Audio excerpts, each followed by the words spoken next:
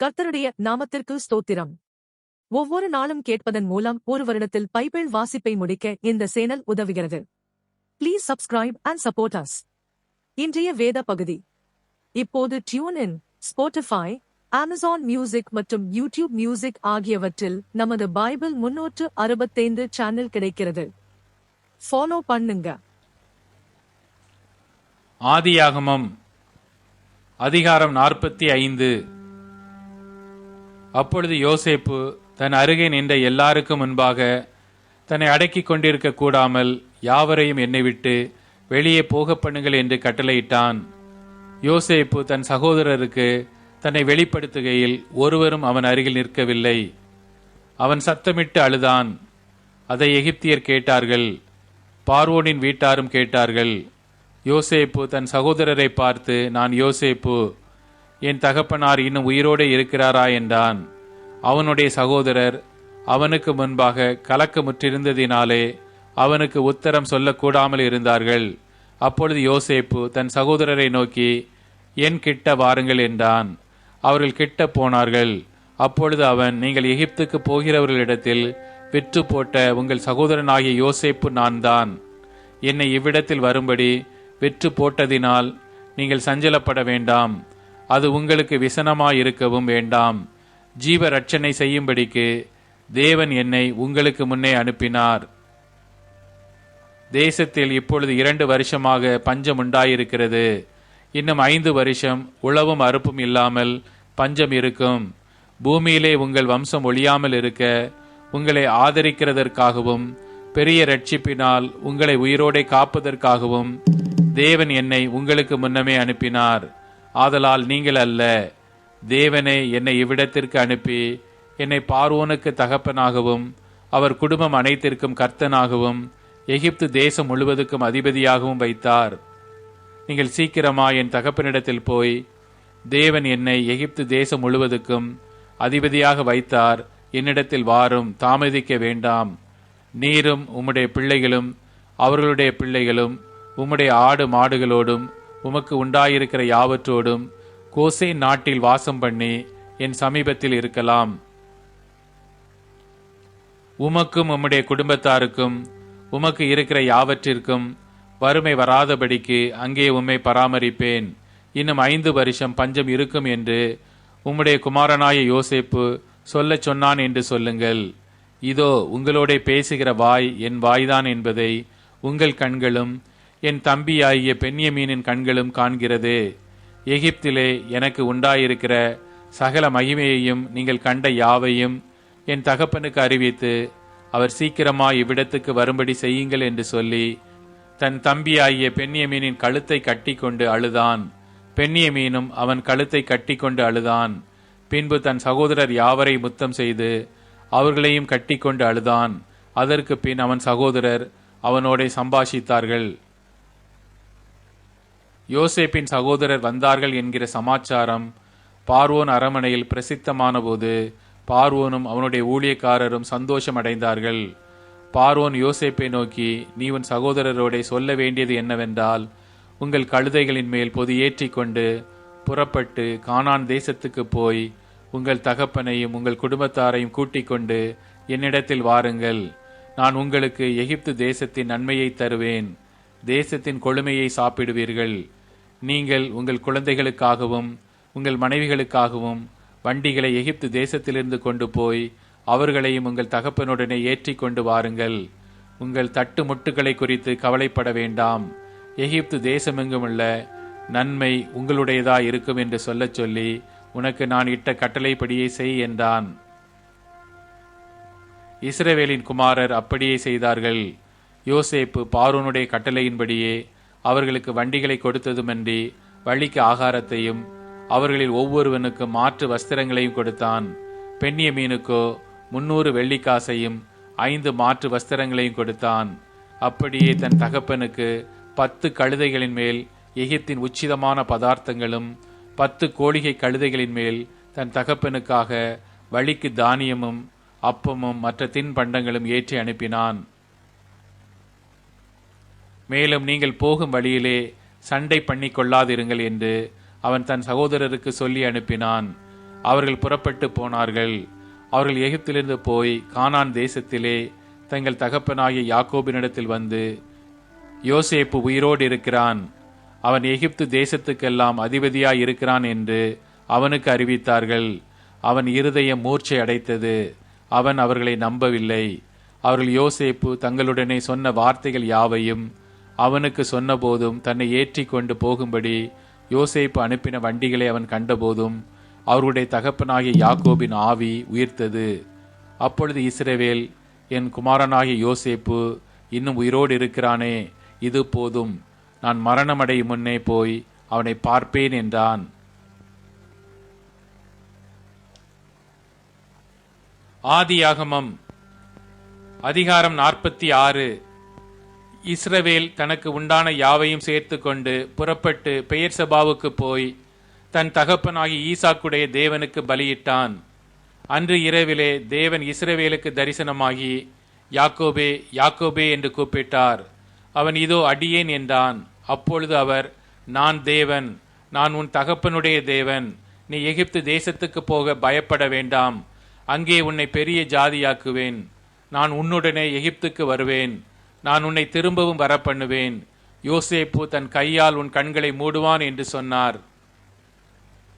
அதற்கு பின்பு யாக்கோபு பெயர்செபாவிலிருந்து பிரயாணம் புறப்பட்டான். இஸ்ரவேலின் குமாரர் தங்கள் தகப்பனாகிய யாக்கோபையும் தங்கள் குழந்தைகளையும் தங்கள் மனைவிகளையும் பார்வோன் அனுப்பின வண்டிகளின் மேல் ஏற்றிக்கொண்டு தங்கள் ஆடு மாடுகளையும் தாங்கள் கானான் தேசத்தில் சம்பாதித்த தங்கள் பொருட்களையும் சேர்த்து கொண்டு யாக்கோபும் அவன் சந்ததியார் யாவரும் எகிப்துக்கு போனார்கள். அவன் தன் குமாரரையும் தன் குமாரரின் குமாரரையும் தன் குமாரத்திகளையும் தன் குமாரரின் குமாரத்திகளையும் தன் சந்ததியார் அனைவரையும் எகிப்துக்கு தன்னோட அழைத்து கொண்டு போனான். எகிப்துக்கு வந்த இஸ்ரவேலரின் நாமங்கள் ஆவன: யாக்கோபும் அவனுடைய குமாரரும், யாக்கோபுடைய மூத்த குமாரனான ரூபன், ரூபனுடைய குமாரர் ஆனோக்கு, பல்லு, எஸ்ரோன், கர்மி என்பவர்கள். சிமியோனுடைய குமாரர் எமுவேல், யாமின், ஓகாத், யாகீன், சோகார், கானானிய ஸ்திரியின் குமாரனாகிய சவுல் என்பவர்கள். லேவியினுடைய குமாரர் கெர்சோன், கோகாத், மெராரி என்பவர்கள். யூதாவினுடைய குமாரர் ஏர், ஓனான், சேலா, பாரேஸ், சேரா என்பவர்கள். அவர்களில் ஏரும் ஓனானும் கானான் தேசத்தில் இருந்து போனார்கள். பாரேசுடைய குமாரர் எஸ்ரோன், ஆமுல் என்பவர்கள். இசக்காருடைய குமாரர் தோலா, பூவா, யோபு, சிம்ரோன் என்பவர்கள். செபுலோனுடைய குமாரர் செரேத், ஏலோன், யக்லேல் என்பவர்கள். இவர்கள் லேயாலின் சந்ததியார். அவள் இவர்களையும் தீனாள் என்னும் ஒரு குமாரத்தியையும் பதான் அரமிலே யாக்கோபுக்கு பெற்றாள். அவன் குமாரரும் அவன் குமாரத்திகளுமாகிய எல்லாரும் 33 பேர். காத்துடைய குமாரர் சிப்பியோன், அஹி, சூனி, எஸ்போன், ஏரி, அரோதி, அரேலி என்பவர்கள். ஆசேருடைய குமாரர் இம்னா, இஸ்வா, இஸ்வி, பெரியா என்பவர்கள். இவர்களுடைய சகோதரி செராக்கு என்பவள். பெரியாவின் குமாரர் ஏபேர், மல்கியேல் என்பவர்கள். இவர்கள் லாமான் தன் குமாரத்தியாகிய லேயாளுக்கு கொடுத்த சில்பாலுடைய பிள்ளைகள். அவள் இந்த 16 பேரையும் யாக்கோபுக்கு பெற்றாள். யாக்கோபின் மனைவியாகிய ராகேலுடைய குமாரர் யோசேப்பு, பென்யமீன் என்பவர்கள். யோசேப்புக்கு எகிப்து தேசத்திலே மனாசேயும் எப்பிராயீமும் பிறந்தார்கள். அவர்களை ஓன் பட்டணத்து ஆசாரியனாகிய போத்திபிராவின் குமாரத்தியாகிய ஆஸ்நாத் அவனுக்கு பெற்றாள். பென்யமீனுடைய குமாரர் பேலா, பெகேர், அஸ்பேல், கேரா, நாகமான், ஏகி, ரோஷ், முப்பிம், உப்பிம், ஆர்து என்பவர்கள். ராகேல் யாக்கோபுக்கு பெற்ற குமாரராகிய இவர்கள் எல்லாரும் 14 பேர். தானுடைய குமாரன் உசீம் என்பவன். நப்தலியின் குமாரர் யாத்சியேல், கூனி, எத்சேர், சில்லேம் என்பவர்கள். இவர்கள் லாபான் தன் குமாரத்தியாகிய ராகேலுக்கு கொடுத்த பில்கால் யாக்கோபுக்கு பெற்றவர்கள். இவர்கள் எல்லாரும் 7 பேர். யாக்கோபுடைய குமாரரின் மனைவிகளைத் தவிர அவனுடைய கற்ப பிறப்பாயிருந்து அவன் மூலமாய் எகிப்திலே வந்தவர்கள் எல்லாரும் 66 பேர். யோசேப்புக்கு எகிப்திலே பிறந்த குமாரர் 2 பேர். ஆக எகிப்துக்கு போன யாக்கோபின் குடும்பத்தார் 70 பேர். கோசேன் நாட்டிலே தன்னை யோசேப்பு சந்திக்க வரும்படி சொல்ல யூதாவை தனக்கு முன்னாக அவனிடத்தில் யாக்கோபு அனுப்பினான். அவர்கள் கோசேனிலே சேர்ந்தார்கள். யோசேப்பு தன் ரதத்தை ஆயத்தப்படுத்தி அதன் மேல் ஏறி தன் தகப்பனாகிய இஸ்ரவேலை சந்திக்கும்படி போய் அவனை கண்டு அவனுடைய கழுத்தை கட்டி கொண்டு வெகு நேரம் அவன் கழுத்தை விடாமல் அழுதான். அப்பொழுது இஸ்ரவேல் யோசேப்பை பார்த்து, நீ இன்னும் உயிரோடு இருக்கிறாயே, நான் உன் முகத்தை கண்டேன், எனக்கு இப்போது மரணம் வந்தாலும் வரட்டும் என்றான். பின்பு யோசேப்பு தன் சகோதரரையும் தன் தகப்பனுடைய குடும்பத்தாரையும் நோக்கி, நான் பார்வோனிடத்திற்கு போய் கானான் தேசத்திலிருந்து என் சகோதரரும் என் தகப்பன் குடும்பத்தாரும் என்னிடத்தில் வந்திருக்கிறார்கள். அவர்கள் மேய்ப்பர்கள், ஆடு மாடுகளை மேய்க்கிறது அவர்கள் தொழில். அவர்கள் தங்கள் ஆடு மாடுகளையும் தங்களுக்கு உண்டான எல்லாவற்றையும் கொண்டு வந்தார்கள் என்று அவருக்கு சொல்லுகிறேன். பார்வோன் உங்களை அழைத்து உங்கள் தொழில் என்ன என்று கேட்டால், நீங்கள் கோசோன் நாட்டில் குடியிருக்கும்படி அவனை நோக்கி, எங்கள் பிதாக்களைப் போல உமது அடியாராகிய நாங்களும் எங்கள் சிறு வயது முதல் இதுவரைக்கும் மேய்ப்பர்களாய் இருக்கிறோம் என்று சொல்லுங்கள். மேய்ப்பர்கள் எல்லாரும் எகிப்தியருக்கு அருவருப்பாய் இருக்கிறார்கள் என்றான். மார்க்கு அதிகாரம் 15. பொழுது விடிந்தவுடனே பிரதான ஆசாரியரும் மூப்பரும் வேத பாரகரும் ஆலோசனை சங்கத்தார் அனைவரும் கூடி ஆலோசனை பண்ணி இயேசுவை கட்டிக்கொண்டு போய் பிலாத்துவினிடத்தில் ஒப்புக் கொடுத்தார்கள்.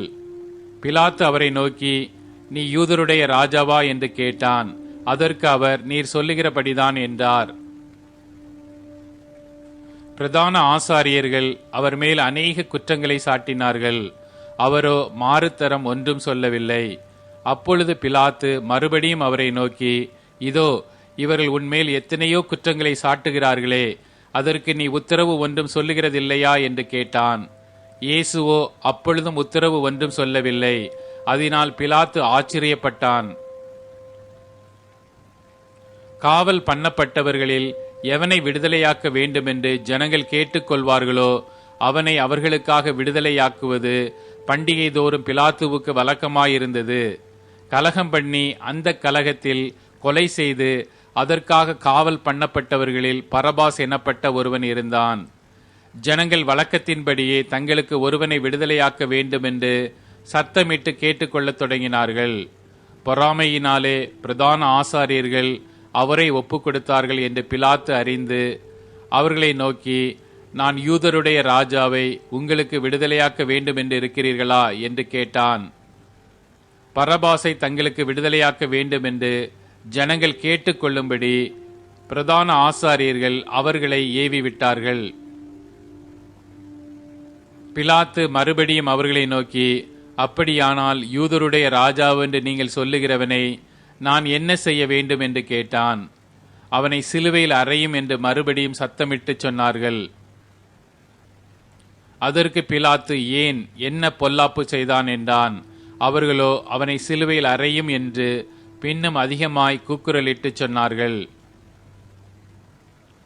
அப்பொழுது பிலாத்து ஜனங்களை பிரியப்படுத்த மனதுள்ளவனாய் பரபாசை அவர்களுக்கு விடுதலையாக்கி இயேசுவையோ வாரினால் அடிப்பித்து சிலுவையில் அறையும்படி ஒப்புக் கொடுத்தான்.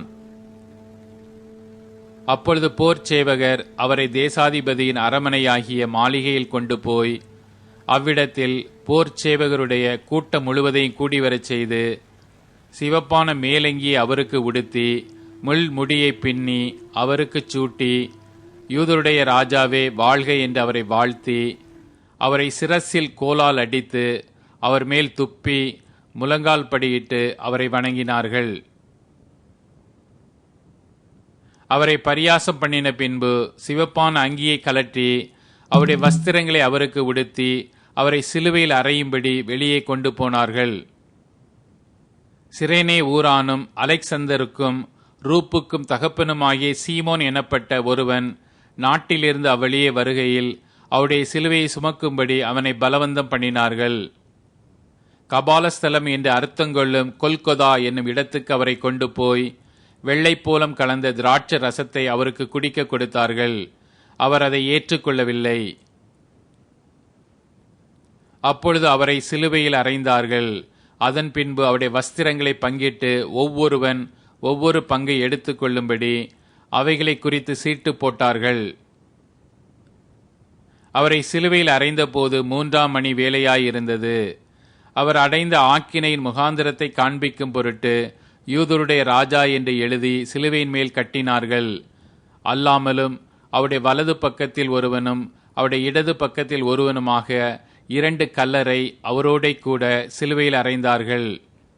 அக்கிரமக்காரரில் ஒருவனாக எண்ணப்பட்டார் என்கிற வேத வாக்கியம் அதனாலே நிறைவேறிற்று.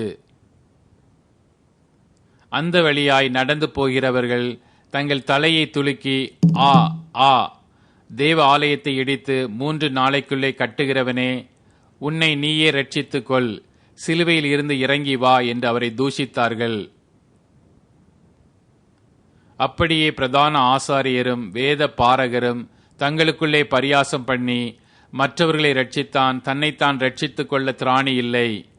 நாம் கண்டு விசுவாசிக்கத்தக்கதாக இஸ்ரவேலுக்கு ராஜாவாகிய கிறிஸ்து இப்பொழுது சிலுவையில் இருந்து இறங்கட்டும் என்று சொல்லிக் கொண்டார்கள். அவரோடே கூட சிலுவைகளில் அறையப்பட்டவர்களும் அவரை நிந்தித்தார்கள். 6 மணி நேரம் முதல் 9 மணி நேரம் வரைக்கும் பூமி எங்கும் அந்தகாரம் உண்டாயிற்று. 9 மணி நேரத்திலே இயேசு ஏலோயி ஏலோயி லாமா சபக்தானி என்று மிகுந்த சத்தமிட்டு கூப்பிட்டார். அதற்கு என் தேவனே, என் தேவனே, ஏன் என்னை கைவிட்டீர் என்று அர்த்தமாம். அங்கே நின்றவர்களில் சிலர் அதை கேட்டபொழுது, இதோ எலியாவை கூப்பிடுகிறான் என்றார்கள். ஒருவன் ஓடி கடற்காலானை காடியிலே தோய்த்து அதை ஒரு கோலில் மாட்டி அவருக்கு குடிக்க கொடுத்து, பொறுங்கள், எலியா இவனை இறக்க வருவானோ பார்ப்போம் என்றான். இயேசு மகா சத்தமாய் கூப்பிட்டு ஜீவனை விட்டார். அப்பொழுது தேவ ஆலயத்தின் திரைச்சீலை மேல் தொடங்கி கீழ் வரைக்கும் 2ஆக கிழிந்தது. அவருக்கு எதிரே நின்ற 100க்கு அதிபதி அவர் இப்படி கூப்பிட்டு ஜீவனை விட்டதை கண்டபோது, மெய்யாகவே இந்த மனுஷன் தேவனுடைய குமாரன் என்றான். சில ஸ்திரீகளும் தூரத்திலிருந்து பார்த்து கொண்டிருந்தார்கள். அவர் கலிலேயாவில் இருந்தபோது அவருக்கு பின் சென்று ஊழியம் செய்து வந்த மகதலேனா மரியாளும், சின்ன யாக்கோபுக்கும் யோசேக்கும் தாயாகிய மரியாளும், சலோமே என்பவளும், அவருடனே கூட எருசலேமுக்கு வந்திருந்த வேறே அநேக ஸ்திரீகளும் அவர்களோடே இருந்தார்கள். ஓய்வு நாளுக்கு முந்தின நாள் ஆயத்த நாளாயிருந்தபடியால் சாயங்காலமான போது கணம் பொருந்திய ஆலோசனைக்காரனும் அரிமத்தியா ஊரானானும் தேவனுடைய ராஜ்யம் வர காத்திருந்தவனுமாகிய யோசேப்பு என்பவன் வந்து பிலாத்துவினிடத்தில் துணிந்து போய் இயேசுவின் சரீரத்தை கேட்டான். அவர் இத்தனை சீக்கிரத்தில் மரித்து போனாரா என்று பிலாத்து ஆச்சரியப்பட்டு 100க்கு அதிபதியை அழைப்பித்து, அவர் இதற்குள்ளே மரித்தது நிச்சயமா என்று கேட்டான். 100க்கு அதிபதியினாலே அதை அறிந்து கொண்ட பின்பு சரீரத்தை யோசேப்பினிடத்தில் கொடுத்தான். அவன் போய் மெல்லிய துப்பட்டியை வாங்கி கொண்டு வந்து அவரை இறக்கி அந்த துப்பட்டியை சுற்றி கண்மலையில் வெட்டி இருந்த கல்லறையிலே அவரை வைத்து கல்லறையின் வாசலில் ஒரு கல்லை புரட்டி வைத்தான். அவரை வைத்த இடத்தை மகதலேனா மரியாளும் யோசேப்பின் தாயாகிய மரியாளும் பார்த்தார்கள். மார்க்கு அதிகாரம் 16. ஓய்வு நாளான பின்பு மகதலேனா மரியாளும் யாக்கோபின் தாயாகிய மரியாளும் சலோமே என்பவளும் அவருக்கு சுகந்த வர்க்கமிடும்படி அவைகளை வாங்கிக் கொண்டு வாரத்தின் முதலாம் நாள் அதிகாலையிலே சூரியன் உதயமாகிற போது கல்லறையின் இடத்தில் வந்து, கல்லறையின் வாசலில் இருக்கிற கல்லை நமக்காக எவன் புரட்டி தள்ளுவான் என்று ஒருவரோடொருவர் சொல்லிக் கொண்டார்கள். அந்த கல் மிகவும் பெரிதாயிருந்தது. அவர்கள் ஏறிட்டு பார்க்கிறபோது அது தள்ளப்பட்டிருக்கிறதை கண்டார்கள். அவர்கள் கல்லறைக்குள் பிரவேசித்து வெள்ளை எங்கி தரித்தவனாய் வலது பக்கத்தில் உட்கார்ந்திருந்த ஒரு வாலிபனை கண்டு பயந்தார்கள். அவன் அவர்களை நோக்கி, பயப்படாதிருங்கள், சிலுவையில் அறையப்பட்ட நசரேயனாகிய இயேசுவை தேடுகிறீர்கள். அவர் உயிர்த்தெழுந்தார். அவர் இங்கே இல்லை, இதோ அவரை வைத்த இடம். நீங்கள் அவருடைய சீஷரிடத்திற்கும் பேதுருவினிடத்திற்கும் போய், உங்களுக்கு முன்னே கலிலேயாவுக்கு போகிறார், அவர் உங்களுக்கு சொன்னபடியே அங்கே அவரை காண்பீர்கள் என்று அவர்களுக்கு சொல்லுங்கள் என்றான். நடுக்கமும் திகிலும் அவர்களை பிடித்தபடியால் அவர்கள் சீக்கிரமாய் வெளியே வந்து கல்லறையை விட்டு ஓடினார்கள். அவர்கள் பயந்திருந்தபடியினால் ஒருவருக்கும் ஒன்றும் சொல்லாமற் போனார்கள். வாரத்தின் முதலாம் நாள் அதிகாலையிலே இயேசு எழுந்திருந்த பின்பு மகதலேனா மரியாளுக்கு முதல் தரிசனமானார். அவளிடத்தில் இருந்து அவர் 7 பிசாசுகளை துரத்தி இருந்தார்.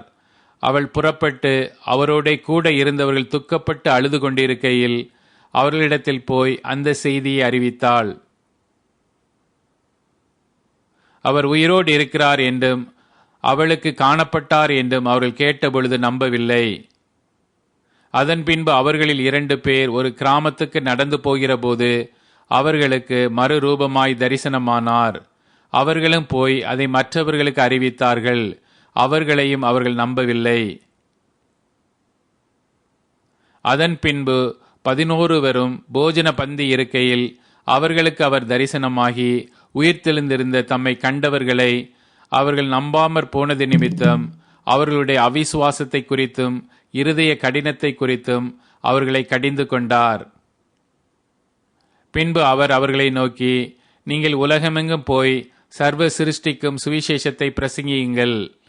விசுவாசம் உள்ளவனாகி ஞானஸ்நானம் பெற்றவன் ரட்சிக்கப்படுவான். விசுவாசியாதவனோ ஆக்கினைக்குள்ளாக தீர்க்கப்படுவான். விசுவாசிக்கிறவர்களால் நடக்கும் அடையாளங்கள் ஆவன. என் நாமத்தினாலே பிசாசுகளை துரத்துவார்கள், நவமான பாஷைகளை பேசுவார்கள், சர்ப்பங்களை எடுப்பார்கள், சாவுக்கேதுவான யாதொன்றை குடித்தாலும் அது அவர்களை சேதப்படுத்தாது. வியாதியஸ்தர் மேல் கைகளை வைப்பார்கள், அப்பொழுது அவர்கள் சொஸ்தமாவார்கள் என்றார். இவ்விதமாய் கர்த்தர் அவர்களுடனே பேசின பின்பு பரலோகத்துக்கு எடுத்துக்கொள்ளப்பட்டு தேவனுடைய வலது பாரிசத்தில் உட்கார்ந்தார். அவர்கள் புறப்பட்டு போய் எங்கும் பிரசங்கம் பண்ணினார்கள். கர்த்தர் அவர்களுடனே கூட கிரியையை நடப்பித்து அவர்களால் நடந்த அடையாளங்களினாலே வசனத்தை உறுதிப்படுத்தினார். ஆமேன். சங்கீதம் அதிகாரம் 23.